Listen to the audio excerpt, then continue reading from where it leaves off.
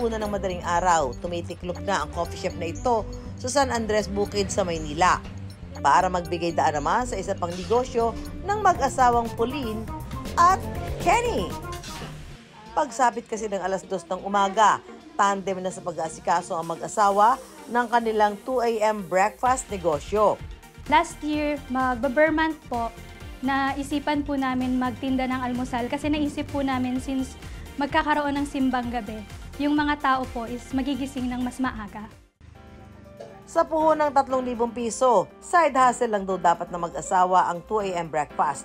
Pero dahil maaga rin sumakses ang kanilang pausong negosyo, sige lang at itinuloy-tuloy na nila.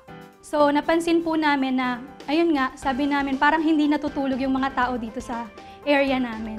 Mas inagahan namin, sinubukan namin magbukas around 3 a.m. matao. So in-adjust namin yung time kasi yung iba nagre-request baka pwedeng mas agahan.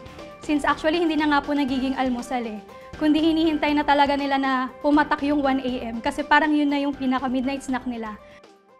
Mula sa karaniwang silog meal sa menu, nagpaandar sina Pauline at Kenny ng mala-catering na setup na meron pang chef's special. Daily po, nag-change po tayo ng specialty or tinatawag namin chef special. Nag-stay po ang mga common menu po like yung mga hotdog, longganisa or maling. Then, yung pinaka-chef special po, binabago po namin kasi po gusto po namin na everyday meron po niyo look forward yung mga customers namin or meron po silang aabangan. For today po, ang chef special po natin, meron po tayong beef caldereta, chicken barbecue, salted egg fish po. Alas 5 ng hapon habang bukas pa ang coffee shop, nagsisimula na maghanda at magluto si Kenny ng mga ihahain nila sa 2 a.m. breakfast. Umaabot sa 8 hanggang 12 putahe ang kanyang hinahanda. Na good for 50 to 70 orders. Dating chef si Kenny sa isang restaurant kaya sanay na sanay siya sa mabilisan at maramihang pagluluto. Bali po, meron po tayong special menu for today, chicken barbecue po. Sasalang pa lang po natin sa oven. Isa po ito sa specialty po namin.